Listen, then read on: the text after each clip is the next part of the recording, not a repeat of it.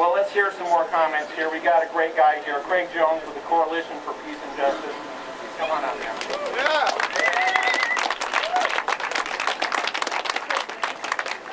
Well, I can't promise I'll be as effective or forceful as the first two speakers, but I'll certainly try. Let me just quickly observe, there's nothing wrong with peace in the heart. Peace in the heart is good. Individual peace in the heart will not bring around the political change that we need in this country to take our government back. So in addition to peace in your hearts, take action. Organize, as the old union prescription says, organize, organize, organize. And right now, immediately in this next week, get every message out that you can to every member of Congress and to the White House that we will not stand and sit idly by for more war in our names.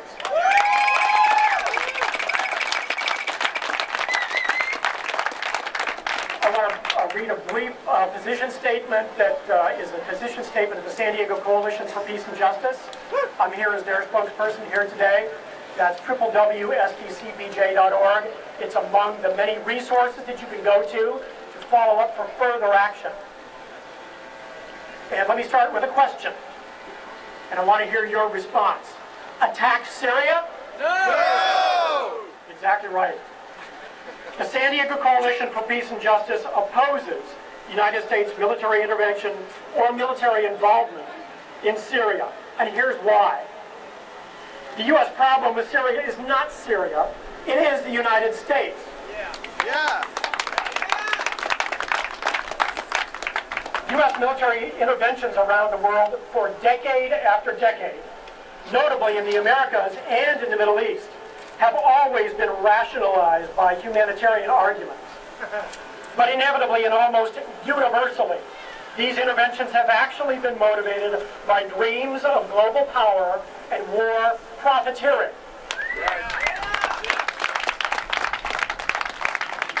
The reality of U.S. military interventions, beyond abhorrent profits by corporate war contractors and munitions vendors, has been the failure of any humanitarian objectives and worse outcomes for the citizens of those invaded nations, including the cost of countless human lives. The positive outcome of war profiteering has been at the cost of the U.S. taxpayer. The United States, thanks to the military adventurism of the past decade plus, has had its reputation reinforced as a hated invader and occupier. This includes the effect of the continuing global drone wars. Any U.S. military intervention in Syria will not only not resolve that nation's internal division, it will, as our military invasions have done, make things worse. Yeah. Worse for the Syrian people on all sides of their civil war, and worse for the U.S. And again, who will profit by this? The banks. The San Diego Coalition for Peace and Justice opposes any U.S. military direct or indirect entrance into the Syrian conflict. Our national experience shows that war breeds war, and death breeds death. U.S. military adventurism breeds both, and a deepened, earned hatred of the U.S. No good can come of this.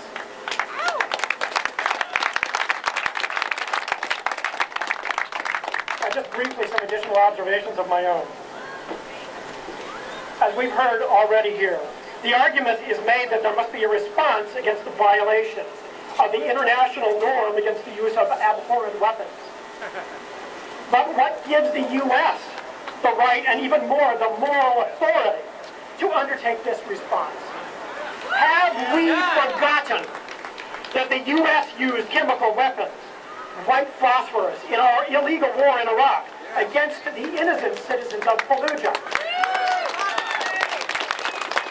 Have we forgotten that the U.S. used depleted uranium shells all across Iraq, creating nearly permanent toxic radioactive pollution?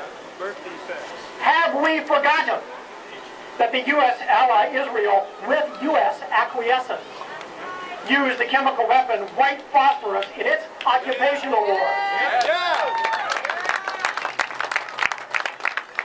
Have we forgotten that as been the U.S. which lied into wars and occupations, undertook outright torture and indefinite imprisonment, which still continues to this day in violation of international norms.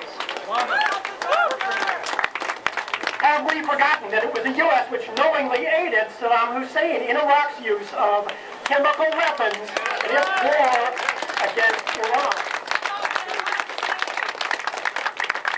And have we forgotten that in Vietnam it was the U.S. which dropped untold tons of napalm, Agent Orange, and God knows what other chemical weapons which persist to this day? Have we forgotten these things?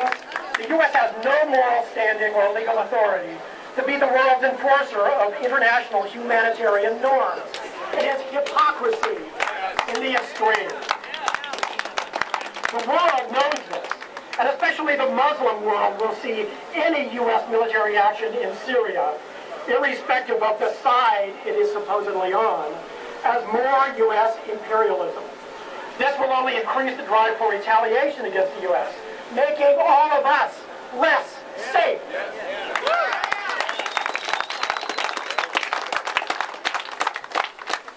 There is not even any useful military purpose in bombing inside Syria. The U.S. would undertake this action simply because we physically can. Because the warmongers want to, and because weapons manufacturers will reap new sales profits. New bombings with a real loss of human lives will achieve no useful objective and will rightfully reinforce the role of the U.S. as the international bad guy. Military action in Syria will further fuel reactions against the U.S. Military actions in Syria will make you and I as citizens less safe. If the purpose of considering an action in response to the use of chemical weapons is to discourage the use of such weapons, how about stopping the manufacture of these and other heinous weapons of war? Who is it that has actually made and sold such weaponry? More than any others. It's the U.S. and the other Western powers. Making more war will not in any meaningful way reduce war weaponry. We see increasingly that it makes little difference whether the president is a Republican or a Democrat when facing the pressure of the military corporate complex to make war. Barack Obama now has one choice: stop war in our name or earn a new name of his own. President Obama us. Take action, get organized, follow through.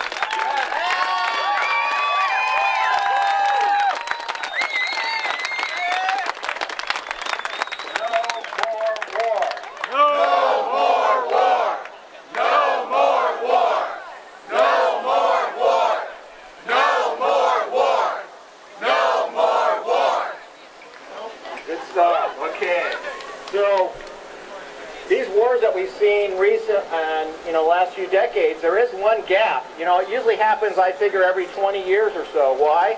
Because you have a new crop of young guys who've never seen a war before. They don't know how bad they are. And they want to go fight somebody.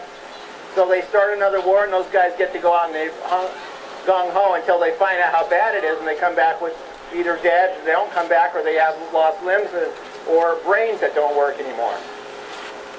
A big gap occurred. This was in the Jimmy Carter campaign. Remember, what they dreamed up there was to have a whole bunch of hostages held in Iran. Oh, what? That would be a great excuse to go to war, wouldn't it? Our own hostages being held? And he didn't do it. He stood tough. He's now regarded as a very weak president because he didn't start a new war. But guess what? He was a very strong president to stand up against the military-industrial complex that wanted desperately to go in. And then, as soon as he was out and they couldn't get one started, because they usually start under Democratic presidents. Why? The Democrats will then vote for it. Republicans vote for every war. But if you get the Democrats to vote for it, you're in. So this is why they love to get it started that way, and most wars do start under Democratic presidents.